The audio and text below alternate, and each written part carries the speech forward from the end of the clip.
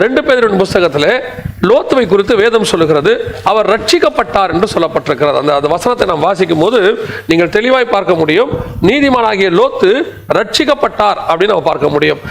2 பேதுருவின் புத்தகம் 2ஆம் அதிகாரம் 8வது வசனத்தில், நாள்தோறும் அவருடைய அக்கிரம கிரியைகளை கண்டு கேட்டு நீதியுள்ள தன்னுடைய இருதயத்தில் வாதிக்கப்பட்ட நீதிமானாகிய லோத்தை அவர் ரட்சித்திருக்க அப்படின்னு. நீதிமானாகிய லோத்தை அவர் ரட்சித்திருக்க அப்படின்னா லோத்துவை கர்த்தர் ரட்சித்திருக்கிறார். நாம இன்னைக்கு ரட்சிப்பை பத்தி பேசுறோம். நம்ம ரட்சிப்பு வேறு. அன்னைக்கு ரட்சிப்பு மாம்ச ரட்சிப்பு. சோதோம்குள்ள இருந்து அவங்களை காப்பாத்திட்டார். ஆவிக்குரிய விதத்துல அதே மாதிரி கடைசி காலத்துல சம்பவிக்கும். கர்த்தர் நம்மை ஆவிக்குரிய விதத்துல ரட்சித்திருக்கிறார், ஆவிக்குரிய விதத்துல காப்பாற்ற போகிறார். அதாவது அதற்கு ஒப்பனையாக, அதுக்கு முன்னாடியே வசனம் சொல்லுது, அதற்கு ஒப்பனையாக என்று சொல்லப்படுகிறது. அப்படியானால் இப்போ நம்முடைய நாட்களில் நாம் ரட்சிக்கப்பட காத்திருக்கிறோம். நாம் ரட்சிக்கப்பட்டிருக்கோம், இப்ப ரட்சிக்கப்பட்டிருக்கோம், ரட்சிப்பு பூரணப்பட காத்திருக்கிறோம். இந்த ரட்சிப்பு பூரணப்படும் போது கடைசியாக லோத்து எப்படி அந்த சோதம் கொண்டு பாதுகாப்பாக கொண்டு போகப்பட்டாரோ அதே போல இந்த பூமியிலிருந்து நாம் பாதுகாப்பாக கொண்டு போகப்பட போகிறோம். அப்படி கொண்டு போகப்பட போகும்போது அதற்கு நாம் என்ன செய்தால் போக முடியும்? ஏன்னா இன்னைக்கு வருது, உலகம் அழிய போது, இப்படிப்பட்ட காரியங்கள் நிறைய பேர் சொல்றாங்க, நிறைய விஷயங்கள் சொல்றாங்க. அது நிறைய பெரும்பான்மையானவர்கள் உண்மையானவர்கள் கூட. கடைசி காலத்தின் அடையாளங்கள் நம் கண்களுக்கு முன்பாக நடைபெற ஆரம்பித்து விட்டது. துல்லியமாக நாம் அப்படிப்பட்ட காலகட்டத்துக்குள்ளே கடந்து போய் கொண்டிருக்கிறோம். அதாவது உபத்திரவ காலம் வரும் என்று நாம் சொல்லிக் கொண்டிருந்தோம், வேதத்தில் சொல்லிக் கொண்டிருந்தது. அதனுடைய மேகம் தெரிய ஆரம்பித்திருக்கிறது. இப்பொழுது அந்த மாதிரி நாட்களிலே நாம் ரட்சிக்கப்படுவதற்கு, அதாவது பாதுகாக்கப்படுவதற்கு என்ன செய்யப்படும்? நான் திருப்பி சொல்றேன், ரட்சிப்பு பூரணப்படுவதற்கு நான் பேசிக் கொண்டிருக்கிறேன். ரட்சிப்பு என்றால் நாங்கள் தான் ஆண்டவராக இயேசு கிறிஸ்துவை ஏற்றுக்கொண்டோமே, பாவத்தை அறிக்கை செய்து விட்டு விட்டோமே, நாங்கள் இன்னும் என்ன ரட்சிக்கப்படணும்? உங்கள் ரட்சிப்பு பூரணப்படவும் என்று வேதம் சொல்லுகிறது. அந்த பூரணப்பட்ட ரட்சிப்பு, அதாவது வருகையில் எடுத்துக்கொள்ளப்படும் போது அது பூரணப்பட்டு நாம் ரட்சிக்கப்பட்டு முடித்து விட்டோம், நம்முடைய ஓட்டம் முடிந்தது அப்படிங்கிற இடத்துக்கு நாம் வரோம். அப்ப அந்த ரட்சிப்பு பூரணப்படுவதற்கு இங்க வேதம் சொல்லுகிறது, நீதிமானாகிய லோத்தை அவர் ரட்சித்திருக்க. அப்ப லோத்து என்ன செய்தார்?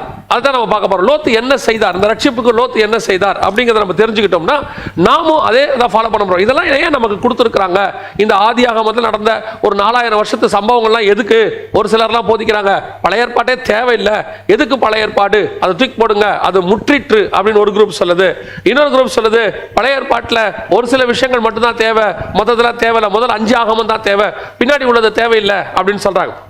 நம்ம கையில் கொடுத்திருக்கப்பட்ட வேதம் பூரண வேதம், அதாவது முழுமையாக்கப்பட்ட வேதம். இதுல ஒரு எழுத்தாகிலும் எழுத்தின் உறுப்பாகிலும் தேவையில்லைன்னு யாருமே சொல்ல முடியாது. நமக்கு தேவை என்பதனால தான் கர்த்தர் இவ்வளத்தையும் கொடுத்திருக்கிறார். இந்த பழைய ஏற்பாட்டு தான் புதிய ஏற்பாட்டினுடைய நிழல். இந்த புதிய ஏற்பாட்டுக்கு தேவையான எத்தனையோ சாவிகள் பழைய ஏற்பாட்டுக்குள்ள தான் இருக்கு. இந்த புதிய ஏற்பாட்டில் இருக்கிற ரகசியங்களை அதை வைத்து திறக்க முடியும். தானியேலில் போடப்பட்ட முத்திரை யோவான் எழுதின வெளிப்படுத்தின விசேஷத்தில் தான் அது வெளிப்படுத்தப்படும், உடைக்கப்படும்.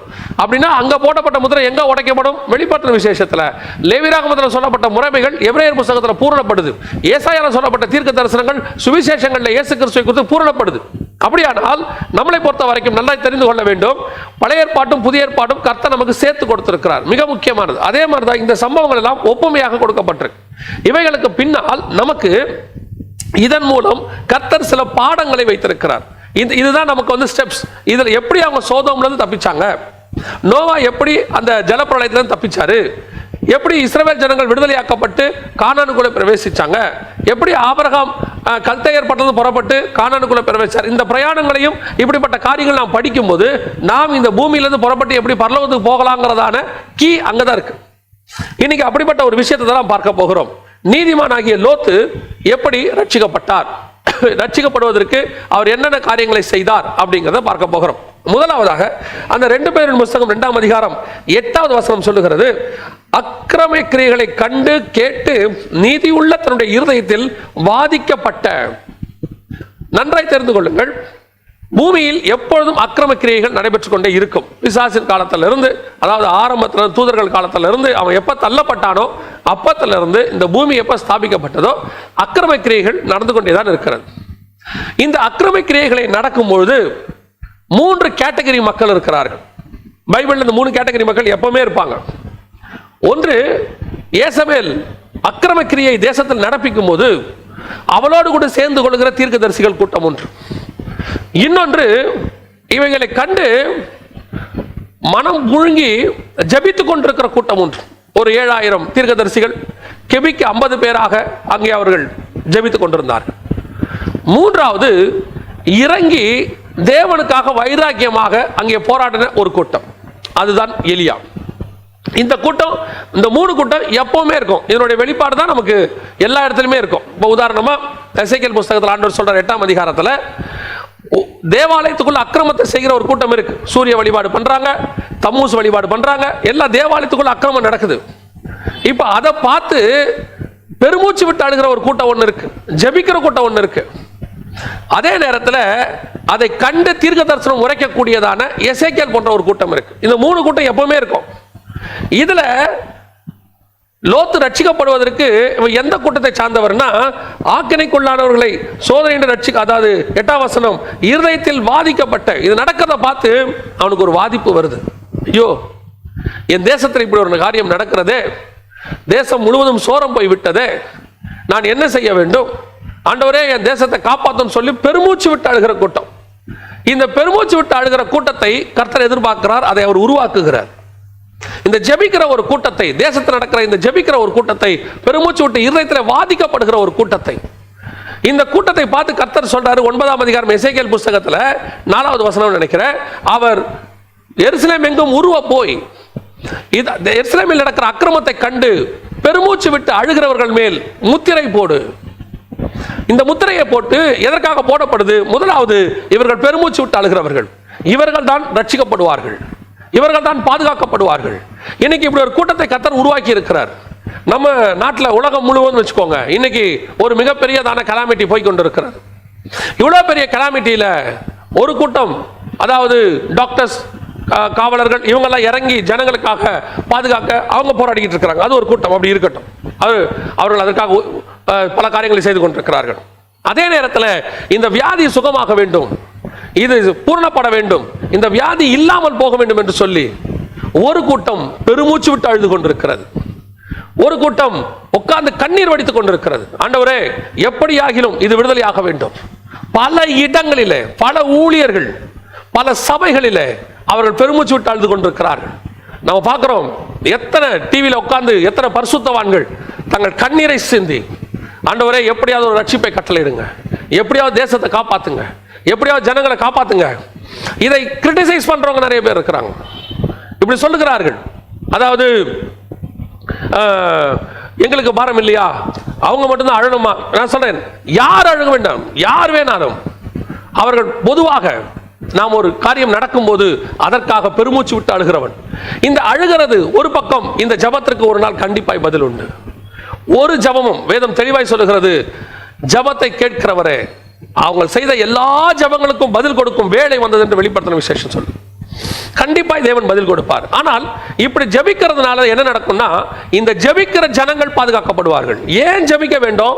ஒன்று, அவங்க சுகமாகணும், அவங்க குணமாகணும், தேசத்தில் நடக்கிற அக்கிரமம் தீர்ந்து போகணும், அது ஒரு பக்கம்.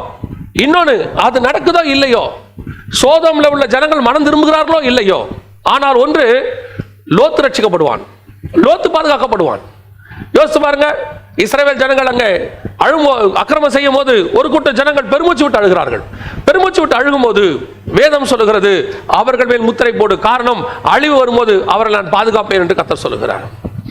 அதே மாதிரி தான் ஏசபேலுக்கு பிரச்சனை வந்து, ஏசபேல் கிட்ட பிரச்சனை வந்து எல்லாரும் பண்ணும்போது ஒரு கூட்ட ஜனங்கள் போய் கெபில உட்கார்ந்து ஜோம் பண்ணிட்டு இருக்கிறார்கள். அவர்கள் ஏசபேல் கையில் சிக்காதபடி பாதுகாக்கப்பட்டார்கள்.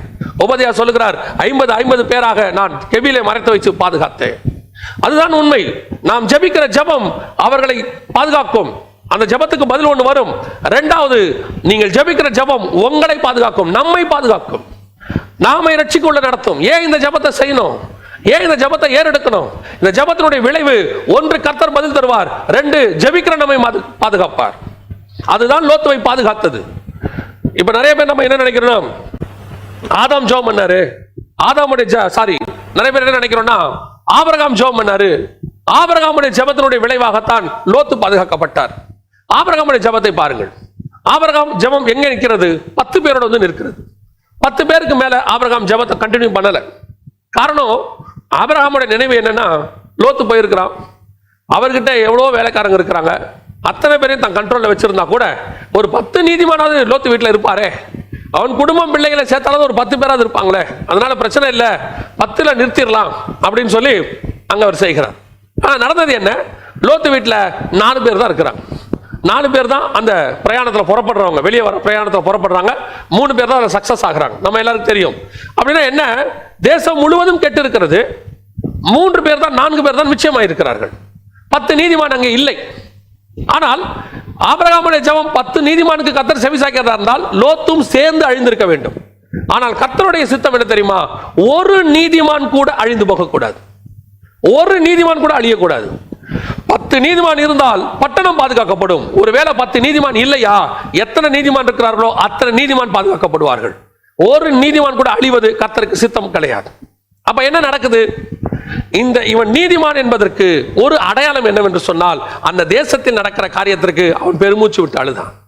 அவன் இருதயம் பாதிக்கப்பட்டது. ஐயோ, என் தேசத்தில் இப்படி நடக்கிறதா ஆண்டவரே. நாம் ஒவ்வொருத்தரும் அந்த நீதிமானாகிய லோத்துவினுடைய ஸ்தானத்திற்கு வர வேண்டும். பெருமூச்சு விட்டு அழுகிற இடத்திற்கு நாம் வர வேண்டும். ஆண்டவரே, என் தேசத்தில் இப்படி நடக்குதே, இப்படி காரியங்கள் நடக்குதே, எங்கள் சபைகள் மூடி இருக்குதே, சீக்கிரத்தில் எங்கள் சபைகள் தொடங்கணும் ஆண்டவரே, நாங்கள் சீக்கிரத்தில் வெளியே ஃப்ரீயா போகணும் ஆண்டவரே, எங்கள் பிள்ளைகள் கல்லூரிகளுக்கு போகணும் ஆண்டவரே, நாங்கள் இப்படி ஒரு அடைக்கப்பட்ட இடத்துக்குள்ள இருக்கிறோமே. அது மாத்திரமில்லை, எங்கள் தேசத்தில் இப்படி ஒரு வாதை ஒன்று போய் கொண்டிருக்கிறதே, உருவின பட்டயத்தோடு கூட ஒரு தூதன் உருவர போய் கொண்டிருந்தது போல போய் கொண்டிருக்கிறது, சீக்கிரத்தில் நிறுத்தப்பட வேண்டும் ஆண்டவரே அந்த வாதை. இதுக்கு மட்டும் இல்லைங்க, எல்லாத்துக்கும் வரணும், எல்லாத்துக்கும் வரணும். தேசத்தில் அக்கிரம அநியாயம் வரும்போது ஓரின சேர்க்கைக்கு சட்டம் இயற்றப்பட்டு சரின்னு நீதிமன்றம் சொல்லும் போது வாதை வரணும் இருதயத்தில்.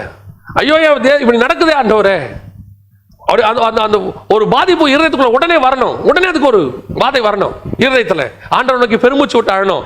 அதைத்தான் கர்த்தர் பார்த்துக்கிட்டு இருக்கிறாரு. வெளியே என்ன பண்றோங்கிறது வேற, மனுஷன் பார்க்கறது. நம்ம எப்படி ஜெபம் பண்றோங்கிறத கர்த்தர் பார்த்துக்கிட்டு இருக்கிறாரு. இப்ப அந்த முத்திரை போட சொல்றாரு. முத்திரை போடப்பட்டவர்கள் பாதுகாக்கப்படுவார்கள். 7ஆம் அதிகாரம் வெளிப்படுத்துற விசேஷம் 1 முதல் 8 வசனங்களை வாசித்து பாருங்கள். ஆண்டவர் சொல்றாரு, என்னுடைய ஊழியக்காரருடைய நெற்றிகளில் முத்திரை போடும் அளவும் பூமியை சேதப்படுத்தாதிருங்கள். இப்போ அவங்களுக்கு முத்திரை போடுற வரைக்கும் பூமி சேதப்படலை. ஆனா 9ஆம் அதிகாரம் வெளிப்படுத்துற விசேஷம் 4வது வசனத்தை வாசித்து பாருங்கள். அந்த முத்திரை போடப்பட்டவர்கள் மட்டுமே பாதுகாக்கப்பட்டார்கள், மிச்ச எல்லாரும் பாதிக்கப்பட்டார்கள். அதனுடைய அர்த்தம் என்ன? எதற்கு முத்திரை போடப்பட்டது?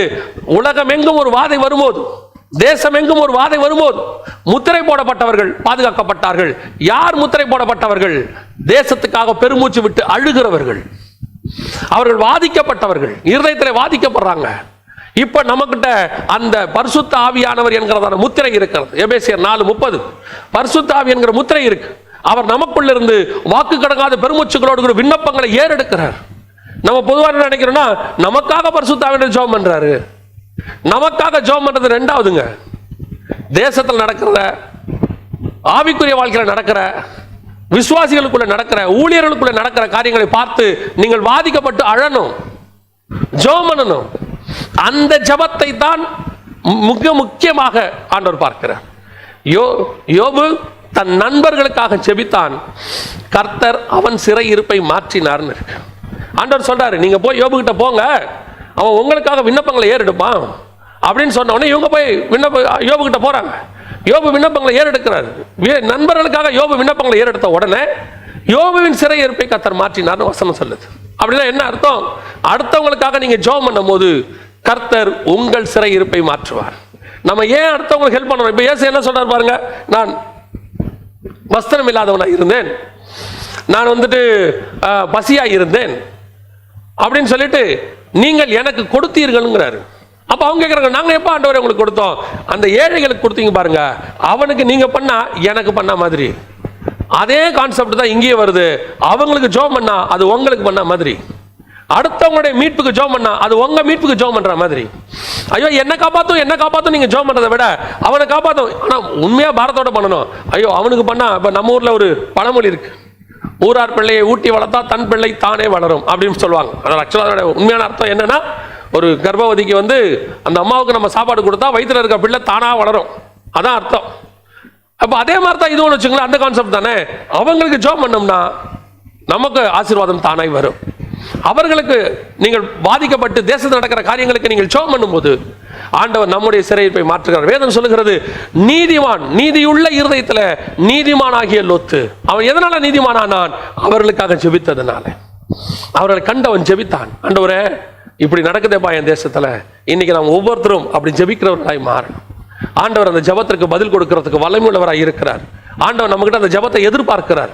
இன்னையிலிருந்து நம்ம ஏற்கனவே இந்த மாதிரி ஜெபங்களை ஏறெடுத்துக்கொண்டு தான் இருக்கிறோம். இப்ப இன்னும் நம்ம அதிகமாக ஏறெடுக்கணும். இது வரைக்கும் நம்ம குறிப்பிட்ட ஜெப குறிப்புகளுக்கு ஜெபம் பண்ணிக்கிட்டு இருக்கிறோம்.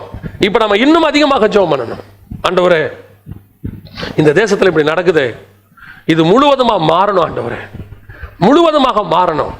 தேசம் கிளியர் ஆகணும், பரிசுத்தமாகணும், தேசம் வியாதி இல்லாத தேசமாய் மாறணும். அப்படி ஒரு ஜெபம் ஏன் வரக்கூடாது? வரலாம். இன்னைக்கும் பூமியில இப்ப இல்ல, இதுக்கு முன்னாடி வைரஸ் வரதுக்கு முன்னாடி எத்தனையோ நாடுகள்ல போலியோ கிடையாது, மலேரியா கிடையாது. அப்படிப்பட்ட அந்த மெடிசன், அதாவது என்ன சொல்லுவாங்க, வியாதி ஃப்ரீ கண்ட்ரீஸ்லாம் இருந்துச்சு. அந்த மாதிரி ஏன் நம்ம தேசம் மாறக்கூடாது? அப்படி ஒரு ஜெபம் வரணும். நாம் அடுத்தவர்களுக்காக ஜெபம் பண்ணும் போது, பசியாக இருக்கிறவர்களுக்கு, வியாதியஸ்தர்களுக்கு, அந்த வறுமையில் இருக்கிறவர்களுக்கு ஜெபம் பண்ணும் போது கர்த்தர் நம்முடைய சிறையிருப்பை மாற்றுவதற்கு வல்லமையுள்ளவராக இருக்கிறார். அவர்களுக்காக அவன் ஜெபித்தான், கர்த்தர் அவனை ரட்சித்தார் என்று வேதம் சொல்லுகிறது. இரண்டாவது, லோத்து ரட்சிக்கப்படுவதற்கு என்ன காரணம்?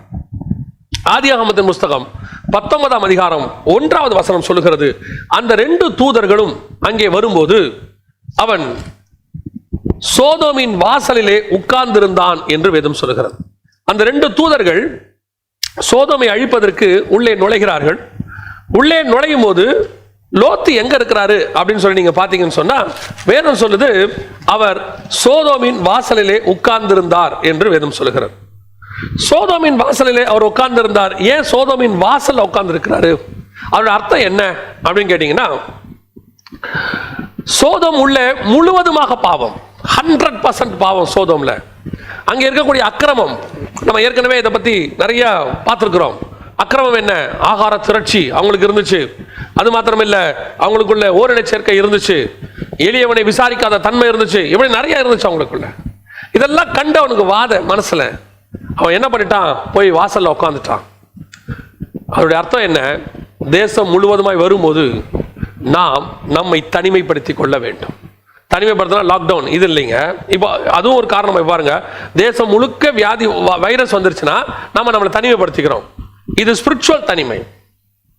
இதுக்கு பேர் வேறுபாடு உள்ள வாழ்க்கைன்னு பேர். அப்போஸ்தலர் 2ஆம் அதிகாரம் 40ஆம் வசனத்துல, மாறுபாடான அந்த சந்ததியை விட்டு விலகி உங்களை ரட்சித்துக் கொள்ளுங்கள். மாறுபாடான சந்ததி உள்ள இருக்கு. அதை பார்த்த உடனே அவர்களோடு கூட அவன் சரிக்கு சமமாக போராடவில்லை. ஒரு காலகட்டத்தில் நம்மளால் அவர்களோடு கூட போராட முடியாது. அப்படிப்பட்ட காலகட்டங்கள் வரும்போது நாம் விலகி நிற்பது நல்லது. சரிக்கு சமமாக பதில் கொடுத்து கொண்டு, சரிக்கு சமமாக அவரிடத்துல போய் வாக்குவாதம் பண்ணிக்கொண்டு, அவர்களை ஏதாவது ஒரு குறிப்பிட்ட காலம் வரைக்கும் அவர்கள் சுவிசேஷம் சொல்ல முடியும். சோதோம்ல இருக்கிறவங்களுக்கு ஒரு குறிப்பிட்ட காலத்திற்கு பிறகு அங்கே சுவிசேஷம் சொல்ல முடியாத சிச்சுவேஷன் ஒன்று வரும். அப்படி ஒரு சிச்சுவேஷன் வரும்போது நாம் அதற்காக ஜெபிப்பதற்கு கர்த்தர் நம்மை தனிமைப்படுத்தி விடுவார். அது நம்மளால உள்ள போக முடியாது. பாருங்க, பல இடங்கள்ல அப்படிப்பட்ட சுவிசேஷத்துக்கு கதவு அடைக்கப்பட்ட இடம் இருக்கு. முந்தைய ஒரு காலகட்டத்தில் டிராக்ஸ் கொடுக்க முடிஞ்சிச்சு. இப்போ பல இடங்கள்ல டிராக்ஸ் கொடுக்க முடியாது. பல இடங்கள்ல முந்தைய ஒரு காலத்தில் வந்துட்டு வீட்டு சந்திப்பு போக முடியும், வீடு வீடா போய் ஜனங்களுக்கு இயேசுவை பத்தி சொல்ல முடியும். இப்ப சந்திக்க முடியாது. கதவு அடைக்கப்பட்ட எத்தனையோ ஏரியாக்கள் இருக்கு. அப்படி இருக்கும்போது அவர்களோடு கூட போய் மல்லு கட்டி நாங்க உள்ள போய் சொல்லுவோங்கிறது கஷ்டம், சண்டை போட்டுட்டு இருக்க முடியாது. அதே நேரத்தில் நாம் அவர்களுக்காக ஜெபிக்க, நான் சொல்றேன், ஊழியம் செய்ய வேண்டியது உண்மை, உள்ள போய் சொல்ல வேண்டியது உண்மை. சொல்ல முடியாத சிச்சுவேஷன் வரும்போது வெளியே இருந்து ஜெபம் பண்ணும் போது இந்த ஜெபத்திற்கு கர்த்தர் உள்ளே பதில் கொடுப்பார். இந்த ஜெபத்திற்கு உள்ளே கர்த்தர் பதில் கொடுப்பார். இப்ப லோத்து என்ன பண்ணிக்கிட்டாரு? தன்னை தனிமைப்படுத்திக் கொண்டார். வேறுபாடு உள்ள வாழ்க்கை. உலகமே ஒண்ணு செஞ்சதுன்னா சரியாயிடாது. எப்பவுமே சரி, எல்லாரும் சேர்ந்து ஒரு தப்பை செஞ்சிட்டாங்கன்னா அது சரியாயிடாது. இப்போ சோதோம்குள்ள எல்லாரும் சேர்ந்து ஓரின சேர்க்கை செய்யறாங்க, அது எப்படி சரியாயிரும்? அது சரியாகாதே, அது தப்பு தான். எல்லா நாட்டு அரசாங்கமும், அமெரிக்காவில் ஆரம்பிச்சு எல்லா நாட்டு அரசாங்கமும் ஓரின சேர்க்கை சரின்னு சட்டம் போட்டாச்சு. இப்ப எல்லாரும் அதை ஓகேனாச்சு. பல சபைகள் அதை ஏற்றுக்கொண்டு விட்டது. அமெரிக்காவில் ஒரு அம்மா சபையில் ரிஜிஸ்டர் இருக்காங்க. நான் ஏற்கனவே காரியங்களை பல இடங்கள்ல சொல்லியிருக்கிறேன். ரிஜிஸ்டரா இருக்காங்க. சபையில் கொண்டு போயிட்டு கல்யாணம் சொல்லும் போது அந்த அம்மா சொல்லிட்டாங்க, ரிஜிஸ்டர் பண்ண முடியாது, ஏன்னா இது வேதத்துக்கு விரோதமானதுன்னு சொல்லிட்டாங்க. இப்போ உடனே அந்த அம்மா மேல போய் கேஸ் கொடுத்தாச்சு. கேஸ் கொடுத்த உடனே நீதிபதி கூப்பிட்டு கேட்கிறாரு, ஒருவேளை இது புது சட்டம், நீங்க தெரியாம பண்ணியிருக்கலாம், நீங்கள் இப்பொழுது ஒத்துக்கொண்டு நீங்கள் மாத்திரம் அந்த ஓரின சேர்க்கைக்கு ஓகேன்னு சொல்லி ரிஜிஸ்டர் பண்ணிட்டீங்கன்னா நான் உங்களை விடுதலை ஆக்குறேன்னு சொல்றாரு. அந்த அம்மா சொல்றாங்க, தெளிவா சொல்றாங்க, சட்டப்படி நீங்க சொன்னது சரி, அரசாங்கம் ஏத்துக்குச்சு, எல்லாரும் ஓகே தான். ஆனால் உங்களிடத்துல மன்னிப்பை வாங்கி நான் நரகத்துக்கு போவதை விட உங்களிடத்துல தண்டனையை வாங்கி நான் பரலோகத்துக்கு போக விரும்புகிறேன். எல்லாரும் சேர்ந்து ஒரு விஷயத்தை சொன்னா நாடே சொன்னாலும் கோர்ட்டே சொன்னாலும் சரியாயிராது. வேதம் என்ன சொல்லுது? லோத்து தனித்து உட்கார்ந்து இருந்தான். காரணம் என்ன? இவங்க எல்லாம் சரின்னு ஒன்று சொல்லிட்டாங்க. அவன் சொல்றான், இல்ல இல்ல என்னால் அவங்களோட போராட முடியாது ஆண்டவரே, ஆனா ஒண்ணு செய்ய முடியும், நான் அதில் கலக்காதபடிக்கு என்னை தனிமைப்படுத்திக் கொள்ள முடியும். ஏசபேலுடைய பந்தியில போய் 4400 தோப்பு விற்கிறக்காரங்க உட்காந்தாச்சு, நிறைய பேர் பாகால் தீர்க்கதரிசிகள் உட்காந்தாச்சு, எல்லாரும் செஞ்சுட்டாங்க. இப்போ எலியாவை பார்த்து, ஏன் எலியா இப்படி வனாந்தரமா ஓடிக்கிட்டு இருக்கிற, எதுக்கு உனக்கு இந்த வேலை, தேவையில்லாத வேலை, அட்ஜஸ்ட் பண்ணி போயிட்டே இரு. அவன் சொல்றான், நான் பந்தியில சாப்பிட்றேன் சாப்பிடல அது வேற விஷயம், ஆனா நான் அங்க இருக்க மாட்டேன், எனக்கு அதுக்கும் சம்பந்தம் இல்லை, நான் வரப்போகிற ஆக்கினைக்கு தப்பித்துக் கொள்ளுகிறவன் சொல்றான். ஏன் இவர் வெளியே உட்கார்ந்து இருந்தாரு? இந்த வேறுபாடு உள்ள வாழ்க்கை லோத்துவை ரட்சித்தது. எப்படி ரட்சித்தது? அவன் எல்லாரை விட்டு வேறுபட்டு வெளியே உட்கார்ந்து இருந்தான். எல்லாரும் விட்டு வெளியே உட்கார்ந்திருந்தான். உள்ளே நியாய தீர்ப்பு வருகிறது. அந்த நியாய தீர்ப்புக்கு பாதுகாக்கப்பட்ட ஒருவன் உண்டு என்று சொன்னால் அது லோத்து மட்டுமே. அநியாயத்தை கண்டு அக்கிரமத்தை கண்டு இருதயத்தில் வாதிக்கப்பட்ட லோத்து இரண்டாவது அந்த அநியாயத்துக்கும் அக்கிரமத்துக்கும் உட்படுத்திக் கொள்ளாதபடிக்கு தன்னை ஒதுக்கி கொண்டான். நான் அல்ல ஆண்டவரே, இது வேணாம் எனக்கு. வாசலுக்கு போயிட்டான், வெளியே போயிட்டான், வீடுக்கு உள்ள வீடு இருக்கு, எல்லாம் இருக்கு, இது ஒரு கூட்டம். அது வெளியே போய் உட்காந்துட்டு, ஆண்டவரே இதை எங்களால் முடியல, போராட முடியல, இவங்களோட கூட பேச முடியல, அதுக்கு பதிலாக நான் வெளியே உட்காந்து ஷோ பண்ணுறேன் ஆண்டவரே. அந்த இருதயம் பாதிப்போடு வெளியே உட்காந்துருக்கான் ஒளிமுக வாசல். ஆண்டவரே இப்படிலாம் நடக்குதேப்பா, அவனை அதுதான் ரட்சித்தது. இந்த உலகத்தில் நிறைய காரியங்கள் சரி என்று படுக்குது, ஆனால் வேதத்தை பொறுத்த வரைக்கும் தப்பா இருக்கும். பைபிள் ஒரு காரியத்தை தப்புன்னு சொல்லும் போது எல்லாரும் சேர்ந்து அதை சரின்னு சொன்னா ஒரு கூட்டம், எல்லாரும் சொல்லும் போது நம்மள அட்ஜஸ்ட் பண்ணி போயிடணுங்க அப்படிங்கிறது ஒரு கூட்டம். முடியாது, நீங்க பண்றத பண்ணிக்கோங்க, நான் தனித்து தான் நிற்பேன்னு சொல்றது லோத்துவின் கூட்டம். அதுதான் எலியாவின் கூட்டம். ஒரு நாள் வரும், யார் ரட்சிக்கப்படுகிறார்கள் யார் பாதிக்கப்படுகிறார்கள் என்பது அங்கே தெரியும், தெளிவாய் தெரியும். இன்னைக்கு என்ன நடக்குது? எல்லா நாடும் ஓரின சேர்க்கையை சட்டம் போட்டாச்சு. இப்ப உலகம் முழுக்க வரைக்கும் ஓரின சேர்க்கை சரி, உலகம் முழுக்க ஓரின சேர்க்கை சரி. ஒரு கூட்டம் மட்டும், சொற்ப கூட்டம் மட்டும், அதுலயுமே சில சபைகள் அதை ஏற்றுக்கொண்டு விட்டது. அமெரிக்கா, டென்மார்க், பெல்ஜியம் போன்ற சபைகள், பல சபைகள் அதை ஏற்றுக்கொண்டு விட்டது. ஒரு சில சபைகள் இன்னும் எதிர்த்து நிற்கிறது. அப்படி எதிர்த்து நிற்கிற சபையை பார்த்து பைத்தியக்கார சபை, இன்னும் போக போக என்ன ஆகும் தெரியுமா? அப்படி எதிர்த்து நிற்கிற சபைக்கு விரோதமாக சட்டம் வரும். சட்டம் வந்து நீங்கள் இதற்கு கண்டிப்பாக ஒத்துக்கொள்ள வேண்டும். ஒரு அரசாங்கம் ஒரு சட்டம் போட்டா நீங்கள் ஏற்றுக்கொள்ள, இப்ப அமெரிக்காவில் இருக்கு, ஏற்றுக்கொள்ள வேண்டும், இல்லாத பட்சத்தில் உங்களுக்கு தண்டனை கிடைக்கும்பாங்க. இப்போ ஒரு கூட்டம் சொல்லும், எல்லாரும் ஏத்துக்காச்சு, சட்டமே போதாச்சு, ஆண்டவருக்கு தெரியாதா? தெரியாம ஆண்டவர் அனுமதிச்சிருக்கிறாரு. ஓரின சேர்க்கை சபைக்குள்ள கல்யாணம் நடக்கும் போது நடந்துகிட்டு இருக்கு அமெரிக்கால. இப்ப நம்ம சொல்ல முடியுமா கர்த்தர் தான் அனுமதிச்சிருக்கிறாரு, கர்த்தருக்கு தெரியாம இது நடக்குமா? கர்த்தரே அனுமதிக்க மாட்டோம், நம்ம என்னையா அவங்க பாட்டு பண்ணட்டும், நம்ம அதை பண்ணல, ஓரமா உட்காந்துக்கலாம், சொல்ல முடியுமா? சொல்ல முடியாது. நாம அதில் உடன்பாடு இல்லை, எனக்கு இதில் உடன்பாடு இல்லைன்னு போயிடணும், அந்த இடத்துல உட்காரக்கூடாது. அவ்வளவுதான். ஒரு ஊழிய கூட்டத்துக்கு போயிருந்த போது ஒரு கட்டட நிதி அவர்கள் கலெக்ட் பண்ணுகிறார்கள். கட்டட நிதி கலெக்ட் பண்ணும்போது கலெக்ட் பண்ணுவதற்கு அவர்கள் கையாண்ட முறை, கட்டட நிதி கலெக்ட் பண்ற தப்பு கிடையாது. அவர்கள் விசுவாசிக்கிட்ட அவங்க கேட்கறாங்க, அவங்க விசுவாசிக்கிட்ட அவங்க கேட்கறாங்க, அவங்க கொடுக்குறாங்க, அது வேற விஷயம். அந்த கட்டட நிதியை கலெக்ட் பண்ணுவதற்கு அவர்கள் கையாண்ட முறை ஒன்று இருக்கிறது. என்ன நடந்தது? இப்பொழுது நம்முடைய கட்டட நிதியை கலெக்ட் பண்ணுவதற்கு ஒரு குறிப்பிட்ட நடிகர் பேரை சொல்லி அவர் வருகிறார் அப்படின்னாங்க. எனக்கு ஆச்சரியம், ஏன்னா அவங்க சொன்ன நடிகர் செத்து போய் 20 வருஷம் ஆச்சு. செத்து போன நடிகர் எப்படி வருவாரு அப்படின்னு உட்காந்து பார்த்துக்கிட்டே இருக்கிறேன். அந்த வேஷம் போட்ட ஒரு நடிகர், அந்த ஒரு மனுஷர் வருகிறார். அந்த வேஷம் போட்டவர் வந்து அவர் மாதிரி மிமிக்ரி பேசுறார். மிமிக்ரி பேசி அவர் பாடின ஒரு பாட்டை ஒன்று பாடுறார். பாடி இது நம்ம கட்டடம், நாம கலெக்ட் பண்ணணும், நீங்கள் கொடுங்கள் அப்படின்லாம் அந்த நடிகருடைய ஸ்லாங்ல ஜனங்கள்லாம் கைத்தட்டி ஆரவாரம் பண்ணி, உடனே கொஞ்சம் பேர் இது நல்ல மெத்தடா இருக்குதுங்க, இன்னோவேட்டிவா பண்ணிருக்கீங்க ஒரு சிலர், அதுல மேடையில் ஒரு சிலர் வேற அதை பாராட்டுறாங்க. ஆவியானவர் சொன்னார், ஏஞ்சி வெளியே போ அப்படின்னாரு. எழுந்திருச்சு வெளியே போ. நான் அழைக்கப்பட்டிருந்தேன், உட்கார்ந்துருந்தேன், அப்படியே எழுந்திருச்சு பொறுமையாக வெளியே வந்தேன். வெளியே வந்து நான் வெளியே இருந்த ஒரு டீ கடையில் போய் டீ குடிக்க ஆரம்பிச்சிட்டேன். கொஞ்ச நேரம் கழிச்சு என்ன அழைச்சவர் வந்து, என்ன இங்கே வந்துட்டு ஏன் இங்கே நிற்கிறீங்கன்னாரு. இல்லை, அந்த நடிகர் இருக்கிற இடத்துல இருக்கிற அளவுக்கு நான் இன்னும் வளரல, அவரே அங்கே இருக்கட்டும். எதுக்கு சொல்கிறேன்? அதற்கான ஆக்கினை வரும்போது அதிலிருந்து நான் என்னை பாதுகாத்துக் கொள்ள வேண்டும், அதுதான் முக்கியம். இதற்கான ஒரு காரியத்தை கர்த்தர் செய்வார் கண்டிப்பா. ஒருவேளை மன்னிக்கிறார், அது அவங்களுக்கும் கர்த்தருக்கும் உள்ளது. என்னை பொறுத்த வரைக்கும் அது வரக்கூடிய ஆக்கினைக்கு நான் தப்பித்துக் கொள்ளுகிறேன். கர்த்தர் யாரை மன்னிக்கிறார், யாரை தண்டிக்கிறார், கர்த்தர் கருத்தில் இருக்குது. நம்ம யாரையும் நியாயம் தீர்க்கல, ஒன்று மட்டும் தான் சொல்றோம், நம்மை பாதுகாத்துக் கொள்ளுகிறோம். இனி அதுதான், நம்மை பாதுகாத்துக் கொள்ள வேண்டும். யோபு, லோத்து அங்கிருந்து வெளியே வந்து விட்டான், வெளியே வந்து ஓரத்தில் உட்கார்ந்து வச்சுக்கிட்டான். ஏன்? இவங்களை இனி திருத்த முடியாது ஆண்டவரே, இனி இவங்களை ஒன்றும் செய்ய முடியாது, ஒன்று செய்கிறேன், என்னை நான் பாதுகாத்துக் கொள்ளுகிறேன். ஏன் லோத்து ரட்சிக்கப்பட்டான் தெரியுமா? அந்த ஜனங்களோடு கூட மாறுபாடான சந்ததிகளோடு தன்னை கலவாதபடிக்கு வேறுபாடு உள்ள வாழ்க்கை. வேறுபாடு உள்ள வாழ்க்கை ரொம்ப முக்கியங்க. ஒவ்வொரு விசுவாசிக்கும் வேறுபாடு உள்ள வாழ்க்கை ரொம்ப முக்கியம். ஒவ்வொரு சபைக்கும் வேறுபாடு உள்ள வாழ்க்கை ரொம்ப முக்கியம். சபை வேறு, உலகம் வேறு. உலகத்துக்கு ஒத்த வேஷம் தரிக்க கூடாது என்று ரோமர் 12 சொல்லுகிறார். ரோமர் 12 வாசிக்கிறோம். இன்னைக்கு சபைக்குள்ள உலகம் வரத்துக்கு நிறைய ட்ரை. எப்படியாவது பிசாசு சபைகளுக்குள்ள உலகத்தை கொண்டாந்துடணும், விசுவாசிகளுக்குள்ள கொண்டாந்துடணும். திருப்பியும் சொல்றேன், சபைனா நம்மைக்குள்ள கொண்டாந்துடணும், எப்படியாவது உலகத்தை புகுத்திடணும்.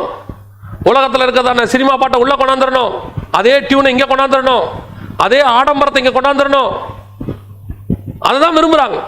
லோத்துவினுடைய வீடு ஒன்று இருக்கு, அந்த லோத்துவின் வீட்டுக்குள்ள அவர்கள் வர முயற்சிக்கிறார்கள். லோத்துவின் வீட்டுக்குள்ள உள்ள வர முயற்சிக்கிறாங்க. லோத்து அனுமதி கொடுக்கவில்லை. அவன் வந்து வெளியே கதவை அடைச்சிட்டு சொல்றான், இது நல்லதல்ல, என் வீட்டுக்குள்ள நீங்க வரக்கூடாது. அடுத்து என்ன நடக்குது? தூதர்கள் அவனை இழுத்து கதவை அடைத்தார்கள். அதோட அர்த்தம் என்ன? நீ உன்னுடைய சபைகளுக்குள்ள, உன் வீட்டுக்குள்ள அதை வராதபடி நீ பாதுகாத்தால், அது வராதபடிக்கு கர்த்தரும் உன்னை பாதுகாப்பார். உன்னால முடிஞ்ச வரைக்கும் உன் சபைகளுக்குள்ள அப்படிப்பட்ட ஓநாய்கள் வராதபடி பாதுகாத்துக் கொள்ளுங்க. உங்கள் வீடுகளுக்குள்ள அப்படிப்பட்ட ஓநாய்கள் வராதபடி பாதுகாத்துக் கொள்ளுங்க. அப்படி வரும் பட்சத்துல, முடியாத பட்சத்துல சில சிச்சுவேஷன்ஸ், நான் ஒரு உதாரணத்துக்கு இப்ப நான் சொல்றேன். நம்ம எவ்வளவோ நினைக்கிறோம், நம்ம பிள்ளைகள் இந்த வீடியோ கேம்ஸ்குள்ள போக கூடாது, இந்த டிவிகளுக்குள்ள போயிடக்கூடாது. ஆனா இன்னைக்கு சிச்சுவேஷன், நம்ம பிள்ளைகளுக்கு வேற வழியும் இல்லை. பிராக்டிக்கலா யோசிச்சு பாருங்க, பிராக்டிக்கலா நான் சொல்றேன். அப்போ இது வராதபடிக்கு நான் என் கதவை அடைக்கிறேன் ஆண்டவரே. ஆனா ஒரு லிமிட்டுக்கு மேல அது உள்ள வருது, அந்த சோதோமுடைய காரியம் உள்ள வருது, என் பிள்ளைக்குள்ள வர ட்ரை பண்ணுது. இப்ப நான் என்ன செய்யணும்னு சொல்லும் போது பரலோகம் உங்களுக்கு ஒரு உதவி கொடுக்கும். தேவன் உதவி செய்வார். அது சபைக்குள்ள வராதபடி, வீட்டுக்குள்ளே வராதபடி, உங்கள் பிள்ளைக்குள்ளே வராதபடி கர்த்தர் கதவை அடைப்பார். கர்த்தர் அடைச்ச கதவை யாரும் உள்ள வர முடியாது. நான் திருப்பியும் சொல்றேன், உங்கள் பிள்ளையை நான் முடிந்த வரைக்கும் பாதுகாக்கிறோம். ஆண்டவரே, என் பிள்ளைக்கு இதெல்லாம் வரக்கூடாதுப்பா, கண்டிக்கிறோம். ஒரு லிமிட்டுக்கு மேல நம்மளால கண்டிக்க முடியாது. ஒரு லிமிட்டுக்கு மேல அது சைக்கலாஜிக்கல் ப்ராப்ளம் ஒன்று வரும். இன்னைக்கு இருக்க சிச்சுவேஷன்ல நம்மளால எவ்வளவு முடியுமோ அந்த லிமிட், அந்த லிமிட்டுக்கு மேல போகாதீங்க. அந்த லிமிட்டுக்கு மேல பிள்ளையை கர்த்தர் கையில் ஒப்படைங்க. நான் சொல்றேன், அற்புதமாயும் அதிசயமாயும் பிள்ளையின் சிந்தையை மாற்றுவதற்கு கர்த்தர் வல்லமை உள்ளவராக இருக்கிறார். பார்வோனின் இருதயத்தை மாற்ற முடிந்த அவரால், நேபுகாத் நேச்சாரின் இருதயத்தை திருப்ப முடிஞ்ச அவரால், நம்முடைய பிள்ளைகளுடைய இருதயத்தையும் திருப்ப முடியும். நம்முடைய சபைகளுக்குள்ளே, நம்முடைய வீடுகளுக்குள்ளே அப்படிப்பட்ட அக்கிரமங்கள், அநியாயங்கள் வராதபடிக்கு அவரால் தடுக்க முடியும். ஒரு லிமிட் தான் நம்மளால முடியும். ஒரு லிமிட்டுக்கு மேல சபையில போதிக்கிறோம், எவ்வளவு காரியங்கள் சொல்றோம். ஆனா திடீர்னு பாருங்க, யாராவது ஒருத்தர் உள்ள எங்கேயாவது ஒரு மீட்டிங்கு போயிட்டு, யாருடைய பைபிள் ஸ்டடிக்காவது போயிட்டு அந்த கள்ளோபதேச சபைக்குள்ள கொண்டு வந்துருவாங்க. நமக்கே தெரியாது. 3 மாசம் 6 மாசம் அது உட்கார்ந்து உள்ள கிரியை செஞ்சுக்கிட்டே இருக்கும். திடீர்னு பார்த்தா ஒரு 7-8 பேர் இப்படி ஒரு உபதேசம் இருக்குதுன்னு டக்குன்னு எழும்புவாங்க. எனக்கு சில போதகர்கள் சொல்லி இருக்கிறாங்க, திடீர்னு இப்படி வந்துட்டாங்க, என்னன்னே தெரியல, பார்த்தா 3 மாசமா இது நடக்குது, எனக்கு தெரியவே தெரியாது. அப்போ இது நம்மளால கண்ட்ரோல் பண்ண முடியாது பாருங்க. அந்த ஜனங்களை கர்த்தர் கையில் ஒப்படைக்கணும். ஏன்னா நம்ம அந்த கலைகளை பிடுங்க ஆரம்பிக்கும் போது என்ன ஆகும்னா அது வேற மாதிரி பரவும். நான் சொல்றேன், அப்படிப்பட்ட ஜனங்களை நீங்கள் ஒப்படைச்சு பாருங்க ஆண்டவர்கிட்ட. ஆண்டவர் அழகா அந்த கலைகளை பிடுங்குவார். அது வீட்டுக்குள்ளே வராதபடிக்கு கர்த்தர் கதவை அடைப்பார். அவர் உள்ள இருந்துகிட்டு கதவை அடைப்பார். பல இடங்கள்ல பாருங்க, கர்த்தர் வெளியே இருந்துட்டு கதவை அடைப்பார். இந்த இடத்துல உள்ள இருந்துகிட்டு அடைப்பார். உள்ள இருந்து கதவை அடைச்சிட்டு அது வீட்டுக்குள்ளே, சபைக்குள்ள, நமக்குள்ள, நம்ம பிள்ளைகளுக்குள்ள வராதபடிக்கு கர்த்தர் பாதுகாப்பார். அதான் நடக்கும். உங்களை மாத்திரம் அதுக்குள்ளே மிக்ஸ் பண்ணாம பாதுகாத்துக் கொள்ளுங்க. வேறுபாடு உள்ள வாழ்க்கை ரொம்ப முக்கியம். கர்த்தர் அதை அதிகமாக எதிர்பார்க்கிறார். ரெண்டாவது, லோத்து வேறுபாடு உள்ள வாழ்க்கை. தனியா உட்கார்ந்தான் அந்த சோதோமுடைய வாசல்ல. வேண்டாம், இது எனக்கு வேண்டாம். இல்லப்பா, சோதோம் ஆகார திரட்சினா யோசிச்சு பாருங்க. பயங்கரமான ரெஸ்டாரண்ட்ஸ், பயங்கர ஹைஃபா. அன்னைக்கு உள்ள இடங்கள்லயே அது எப்படி இருந்துச்சாம்? வசனம் சொல்லுது, அது அழியிற வரைக்கும் எப்படி இருந்துச்சாம தெரியுமா? தேவனுடைய தோட்டத்தை போலவும் எகிப்தை போலவும். அப்படின்னா என்ன அர்த்தம்? ஈடன் கார்டன் மாதிரி இருந்துச்சாம். அப்படின்னா என்ன அர்த்தம்? இன்னைக்கு இருக்கிற பெரிய பெரிய சிட்டி, வெனிஸ் நகரத்தை போல, அது நம்ம சொல்லக்கூடியது பெரிய பெரிய நியூயார்க் சிட்டியை போல பயங்கர ஹை ஃபண்டா. அன்னைக்கு ஜனங்க அப்படியே பயங்கரமா இருக்காங்க. இன்னைக்கு பிரைட்டன்ல இருக்கிற மாதிரி, இன்னைக்கு எருசலேம்ல பரேடு போற மாதிரி ஜனங்கள்லாம் அப்படி ஓரடி சேர்க்க பரேடு போயிருக்காங்க. பயங்கர கிராண்டா இருக்கு. அப்படியாப்பட்ட கிராண்ட் சிட்டியை விட்டுட்டு ஒருத்தன் போய் வாசல்ல உட்கார்ந்துருக்கான். என்ட்ரன்ஸ்ல, ஊருக்கு வெளியே ஒண்ணுமே இருக்காது, அங்க போய் உட்கார்ந்துருக்கான். ஏன்? அந்த ஊருக்குள்ள இனி என்னால் இருக்க முடியாது. ஆனா ஒன்று மட்டும் முடியும், அங்கே ஒரு சபை இருக்கிறது. அந்த சபை இருக்கிற வரைக்கும் நான் இருப்பேன். அதான் லோத்துவினுடைய வீடு. லோத்துவினுடைய வீடு அங்கதான் இருக்கு. அது இருக்கிற வரைக்கும் நான் அங்க இருப்பேன். ஆனா ஒண்ணு, அது எனக்குள் நுழையாதபடி நான் பாதுகாத்துக் கொள்வேன். சபை வேறுபாடு உள்ள வாழ்க்கை வாழணும். உலகத்தோடு கூட ஒத்து போகக்கூடாது. உலகத்துல எல்லாரும் சொல்றாங்கன்னா அது சரியாயிராது. நமக்கு வேதம் என்ன சொல்றதோ அதுதான் சரி. அது சபைக்குள்ள வரக்கூடாது, அது வீட்டுக்குள்ள வரக்கூடாது, அது எனக்குள்ளே வரக்கூடாது.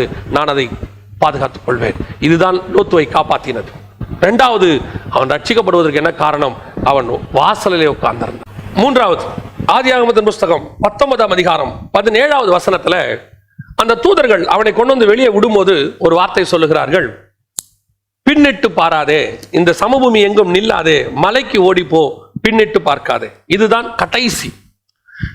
ஆண்டவர் சொல்றாரு 17ஆம் அதிகாரத்துல, லோத்துவின் நாட்களிலே நடைபெற்றது போலவே மனுஷகுமாரன் வரும் நாட்கள் நடக்கும். என்ன நடக்க போது?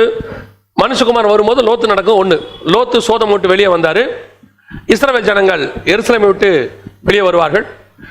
லோத்துவை ஓடி போக சொன்னார்கள். இயேசு சொல்றாரு மத்திய 24ஆம் அதிகாரத்துல 17வது வசனத்துல, யூதேயாவில் இருக்கிறவர்கள் ஓடி போங்கன்னு சொல்றாரு. லோத்துவை மலைக்கு போட சொன்னாங்க. இயேசு சொல்றாரு மலைக்கு ஓடி போங்கன்னு சொல்றாரு.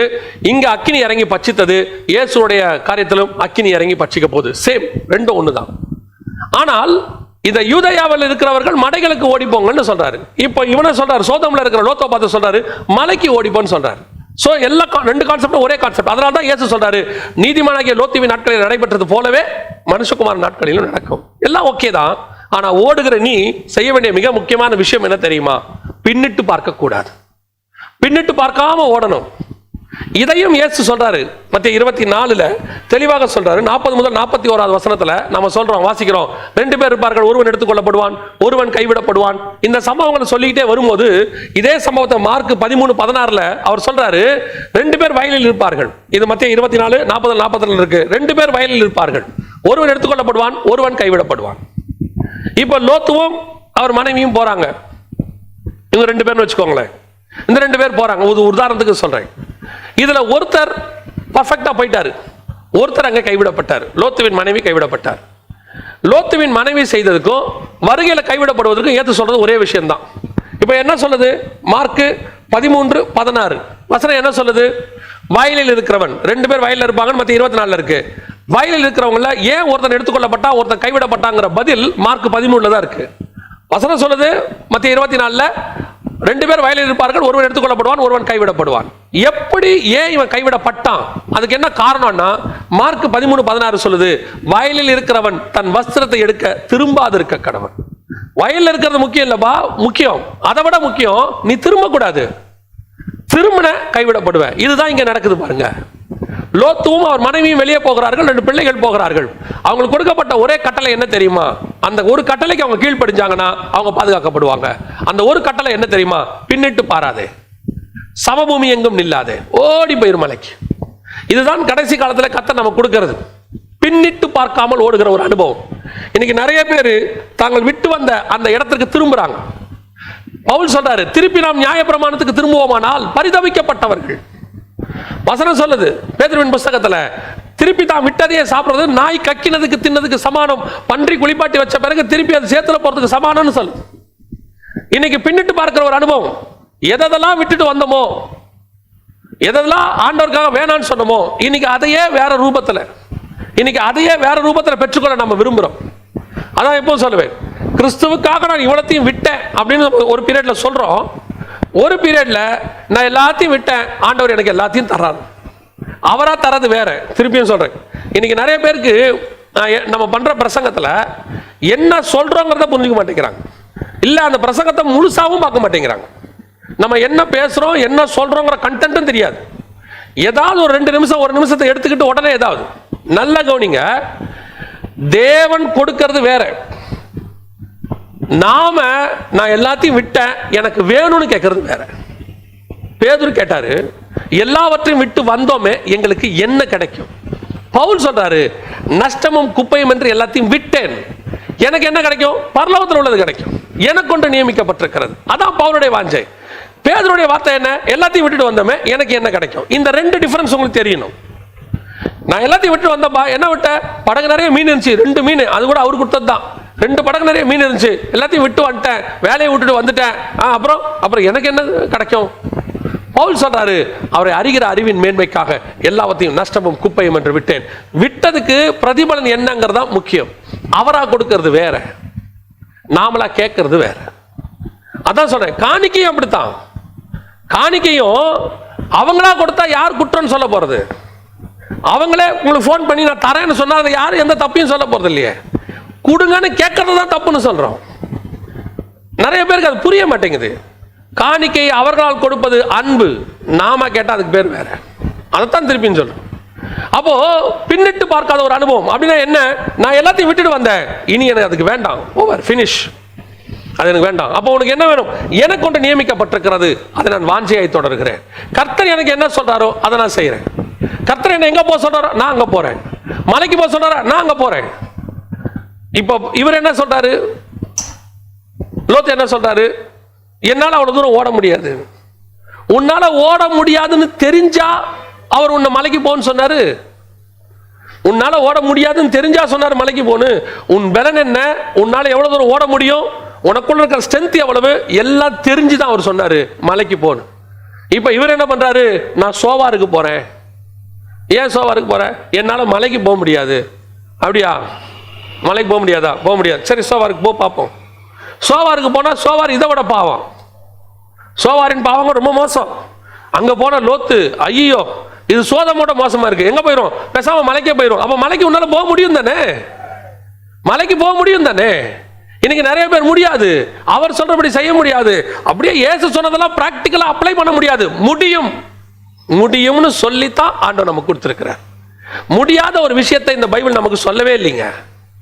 நம்மளால முடியுங்கிறதுக்கு உதாரணமா தான் இயேசுவே வந்து அதை செஞ்சு காட்டிட்டு போனாரு. அவர் மாம்ச ரூபத்தில் வெளிப்பட்டது எதுக்காக? நம்மளால முடியும்னு. பின்னிட்டு பார்க்காத ஒரு அனுபவம். Just live that everything. பின்னாடி பார்க்காதீங்க. உங்களுக்கு பின்னாடி நடக்கிற சம்பவங்களை பார்க்காதீங்க. உங்களுக்கு பின்னாடி நடக்கிறத சோதனை பார்க்காதீங்க. உங்களுக்கு பின்னாடி பேசுறவங்கள பார்க்காதீங்க. ஓடிட்டே இருங்க. எங்க ஓடுங்க? மலைக்கு ஓடி போயிட்டே இருங்க. ஏன் தெரியுமா? அது உங்களுக்கு நியமிக்கப்பட்ட இடம். அந்த மலைக்கு போய் சேர்ற வரைக்கும் பின்னாடி திரும்பியே பார்க்க கூடாது.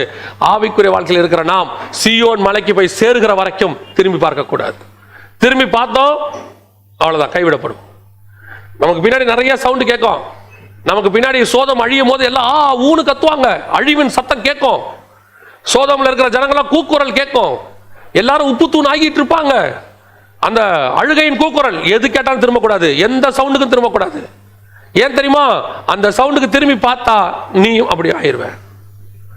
அந்த சவுண்டை திரும்பி பார்த்தா நீங்க என்ன ஆயிருவீங்க? ஐயோ இப்படிலாம் ஆகுதே, நீங்களும் சோதமாயிருவீங்க. நாம அப்படி ஆகக்கூடாது. அது பாட்டு சவுண்ட் கேட்டுக்கிட்டே இருக்கும், ஓடிக்கிட்டே இருக்கணும். எங்க போய் நிக்கணும்? சீயோன் மலை மேல போய் நிக்கணும். ஏன்னா அழைப்பு, நம்ம அழைப்பு அதான் ஆண்டவர் கொடுத்துற வாக்கு தத்துவம். ஓடிரு, சமபூமி எங்கும் இல்லாது, எல்லாம் பீஸ்ஃபுல்லா இருக்கு. இல்ல இது மேல ஏறணும், கஷ்டம் தான், ஏறுங்க. உபதேசம் கிருபையின் பிரமாணத்தை ஃபாலோ பண்றது கஷ்டம்தான். யாரும் ஈஸின்லாம் சொல்லல. அந்த பிரமாணத்தை ஆண்டவர் ஃபாலோ பண்ணார். அவர் வந்து எழுதின பிரமாணத்தை அவர் ஃபாலோ பண்ணி காட்டினாரு. அதே பிரமாணத்தில் பவுல் நடந்தாரு. அவங்க 2 பேரும் அந்த மலையில ரோட போட்டாங்க. இப்போ மலையில ஏறது கஷ்டம் தான். அந்த மலையில ஏசி ஏறினாரு. ஒருத்தர் ஏறிட்டாருன்னா வழித்தடம் வந்துடும் பாருங்க. மனுஷன் நடந்தாங்க வழித்தடம் வந்துடும்ல. தொடர்ந்து 2-3 பேர் நடந்தாங்கன்னா என்ன ஆகும்? ஒரு ரூட் கிடைச்சிடும் நமக்கு. இப்படி போனா மேல போயிடலாம், ரூட் கிடைச்சிடும். அந்த ரூட்டை நடந்து போட்டு மலைக்கு மேல ஏறினவர் இயேசு. அதே ரூட்ல பின்னாடி அப்போஸ்தலர்கள் நடந்தாங்க. அதுக்கு பின்னாடி பவுல் ஏறாரு பாருங்க. பவுல் ஏறி கொஞ்சம் குறைய அவர் ரூட்லயே மேல போயிட்டாரு. இப்ப நமக்கு ரூட் கிடைச்சிருச்சு. இப்படி போனா மேலைக்கு போயிடலாம். அப்படியே போயிருங்க, அப்படியே போயிருவோம். அதான் நல்லது கூட. கொஞ்ச காலம், இன்னும் கொஞ்ச காலம். இப்போ நம்ம வாசல்ல உட்கார்ந்து இருக்கிறோம். உள்ள அடைக்கப்பட்ட கதவு சீக்கிரத்துல, வாசல்ல உட்கார்ந்து நாம அடைக்கப்பட்ட கதவுக்குள்ள வந்துட்டோம். சீக்கிரத்துல நம்மளை கொண்டு போய் ஆண்டவர் வெளியே விட போகிறார். நாம் மலைகளுக்கு ஓடி போகிற காலம் வருகிறது. லோத்து நீதிமான் ரட்சிக்கப்பட்டான். ரட்சிக்கப்பட்டான். 3 காரியங்களை அவன் செய்தான். முதலாவதாக, தேசத்தில் நடக்கிறதை கண்டு அவன் இருதயம் பாதிக்கப்பட்டான். ஐயோ ஆண்டவரே, இப்படி நடக்குதேப்பா, இந்த மாதிரிலாம் நடக்குதே, இதுல இருந்து ஒரு விடுதலை கொடுக்க மாட்டீங்களா? இதுல இருந்து ஜனங்களை காப்பாற்ற மாட்டீங்களா? 2, அவனா அவ்வளவு நடந்தாலும் அதில் தன்னை தனித்து காட்டிக்கொண்டான். I am different. ஜனங்கள் ஒரு பக்கம், ஜனங்கள் தப்பான காரியத்தை செய்து கொண்டிருக்கும் போது, உலகத்துக்கு ஒத்த வேஷம் தரித்து அதுதான் சரின்னு சொல்லிக்கிட்டு இருக்கும் போது, இல்ல வேத வசனம் தான் பரலோகத்துக்கு கூட்டிட்டு போகும். ஒரு பக்கம் இல்ல என்டர்டைன்மெண்டாவே பரலோகத்துக்கு போயிடலாம், ஜாலியாவே பரலோகத்துக்கு போயிடலாம், ஆட்டம் பாட்டம் கொண்டாட்டம் இப்படி ஜாலியா போயிடலாம்னு ஒரு கூட்டம் சொல்லும் போது, இல்ல வேத வசனம் தான் என்ன பரலோகத்துக்கு கூட்டிட்டு போகும், அதன்படி நடக்கிறதா தீபம், அது என் பாதைக்கு வெளிச்சம், அதன்படி தான் நான் போக முடியும்னு நீங்க இந்த பாதையிலே போங்க, இப்படியே போங்க, தனித்து இருந்துக்கோங்க. நம்மளை பார்த்து சில நேரத்தில் பைத்தியக்காரன் கூட சொல்லுவாங்க, என்னங்க பொழைக்க தெரியாதவங்களா இருக்கீங்க பாருங்க, இன்னைக்கு வந்தவங்களாம் எப்படி ஆயிட்டாங்க, கொஞ்சம் நெளிவு சுழிவோட போங்க, அப்பதான் நம்ம மேல வர முடியும். பரவாயில்லைங்க, நான் பொறுமையா வரேன், ஆனா நான் அந்த கூட்டத்தோட சேர மாட்டேன்.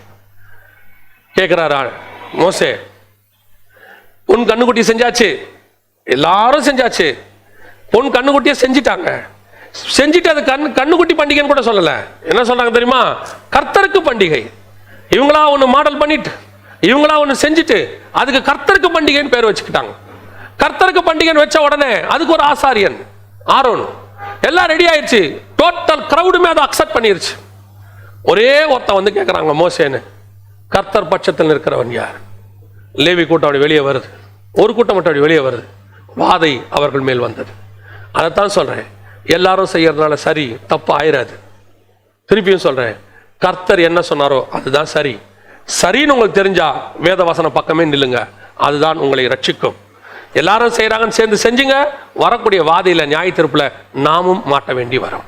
3வது, பின்னிட்டு பார்க்காத ஒரு அனுபவம். பின்னாடி நிறைய இருக்கு, நம்ம விட்டு வந்த பாவங்கள் நிறைய இருக்கு, நம்ம அனுபவிச்சது நிறைய இருக்கு, நம்ம சந்தோஷப்பட்டது நிறைய இருக்குது, அதெல்லாம் இன்னும் இங்கதான் ஸ்டோர் ஆயிருக்குது. அதெல்லாம் அப்பப்போ பிசாசு போடும். பாரு, நீ எப்படி இருந்த, எகிப்தின் கொமுட்டை காய்கள் எப்படி, நீ இங்க வந்து மண்ணாவ தின்னுகிட்டு இருக்கிறியே, எகிப்துல இருந்த வாழ்க்கை எப்படி, நீ அடிமையா இருந்தாலும் எவ்வளவு சந்தோஷமா இருந்த, நல்லா வீக்கெண்ட்ஸ்ல பெண்டாட்டி பிள்ளைகளை கையில பிடிச்சிக்கிட்டு நீ போன ஒரு வாக்கிங் போனீங்க, எகிப்துல உனக்கு எக்ஸிபிஷன் இருந்துச்சு, எகிப்துல உனக்கு வந்துட்டு நல்ல சினிமா தியேட்டர் இருந்துச்சு, எகிப்துல வந்து கிரிக்கெட் இருந்துச்சு, எகிப்துல வந்து டிவி எல்லாம் இருந்துச்சு, எல்லாம் இருந்துச்சு. இப்படி வனாந்தரத்துல வந்து ரட்சிக்கப்பட்டேன்னு சொல்லி, வேறுபாடு உள்ள வாழ்க்கைன்னு சொல்லி, இப்படி ஆண்டவரே ஆண்டவரே வந்து என்னத்தை கண்ட இப்படி வனாந்தரத்துல போயிட்டு இருக்கிறிய, இதுக்கு முடிவு என்ன, எங்க போற, என்ன தெரியும், எப்போ கொண்டு போய் காணல சேர்ப்பாரு, 40 வருஷமா நடந்துகிட்டு இருக்கிறிய, உனக்கு கொஞ்சம் கூட யோசிக்க தெரியாதா? பின்னிட்டு சவுண்ட் கேட்கும். ஒன்னு சொல்லணும், என்னை அழைத்தவர் உண்மை உள்ளவர், என்னை கரம் பிடித்தவர் முடிவு பரியந்தம் நடத்த வல்லமை உள்ளவர், ஒரு நாளும் நான் பின்னிட்டு பார்க்க மாட்டேன், இன்று கண்ட எகிப்தியனை என்று நான் காண மாட்டேன், அவ்வளவுதான், எனக்கு இது தேவையில்லை, நான் போகிறேன், என்னை அழைத்தவர் யார், நான் விசுவாசிக்கிறவர் இன்னார் என்று அறிந்திருக்கிறேன், அவர் என்னை கொண்டு போய் மலையில நிறுத்தாம விடவே மாட்டார்.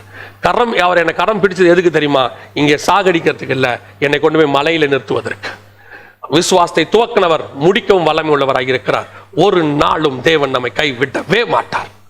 ஆகவே இந்த 3 காரியங்களை மனதில் வைத்துக் கொள்ளுங்க. தேவனுக்கும் கர்த்தர் கொடுத்த வசனத்துக்கும் உண்மை உள்ளவர்களா இருங்க. எவ்வளவு பெரிய வாதை இப்ப இருக்கிறது இல்ல, இதெல்லாம் ஸ்டார்டிங் தான், இதை விட பெருசெல்லாம் வரும் பின்னாடி. ஆண்டவர் சொன்ன ஸ்டார்டிங் பாயிண்ட்ல இருக்கிறோம். இதோ இன்னைக்கு கிளம்பி பல காரியங்கள் நடக்க ஆரம்பிச்சிருக்குது. சைனாவில், அமெரிக்காவில் எல்லாம் நடக்குது, எல்லாம் நடக்கும். ஆனா ஒண்ணு மட்டும் மனசுல வச்சுக்கொள்ளுங்க, இவைகளுக்கு நடுவே பறந்து காக்கிற பட்சியை போல கர்த்தர் நம்மை பாதுகாத்துக் கொள்வார். நீங்கள் மாத்திரம் இவைகளுக்கு உடன்படாதபடிக்கு, பின்னிட்டு பாராதபடிக்கு இவர்களாக ஜெபிக்கிற ஒரு பிள்ளையாக இருக்கும்போது கர்த்தர் நம்மை ரட்சிக்க வல்லமை உள்ளவராக இருக்கிறார். நாம் ஜெபிக்க போகிறோம். சர்வ வல்லமையுள்ள எங்கள் ஆண்டவரே, இந்த அருமையான நேரத்திற்காக உமக்கு ஸ்தோத்திரம். என்ன நோக்கத்திற்காக இந்த ஊழியத்தை ஏற்படுத்தினீரோ, என்ன நோக்கத்திற்காக இவர்களுக்கு இந்த வார்த்தையை கொடுக்க வேண்டும் என்று விரும்பினீரோ, அதை நிறைவேற்ற போற தயவுக்காக உமக்கு ஸ்தோத்திரம். மனுஷன் அல்ல, ஆவியானவரே எங்களுக்கு வெளிப்படுத்துகிறவராக இருக்கிறேன். இந்த வார்த்தைகள் 100க்கு 100 நீர் எங்கள் இருதயத்தில் எழுதுகிறபடினாலும் உமக்கு ஸ்தோத்திரம். எங்கள் இருதயங்களை திறந்து தேவனாய் கர்த்தர் இந்த வார்த்தைகளை அனுப்புகிறபடினாலும் உமக்கு ஸ்தோத்திரம். நாங்கள் இதன்படி செய்ய, ஆண்டவரே இந்த தேசத்திற்காக ஜெபிக்க, நடக்கிற வாதைக்காக ஜெபிக்க, ஜனங்களுக்காக ஜெபிக்க, சபைகளுக்காக ஜெபிக்க கர்த்தர் எங்கள் இருதயங்களை திறந்தருளும். ஆண்டவரே, இந்த தேசத்தில் வரக்கூடிய அக்கிரமங்கள், அநியாயங்கள், இயற்றப்படுகிற சட்டங்கள் பைபிளுக்கு விரோதமாக இருக்குமானால் அதுக்கு நாங்கள் உடன்படாதபடிக்கு எங்களை தனித்திருக்க கர்த்தர் எங்களை கிருபை பாராட்டும்.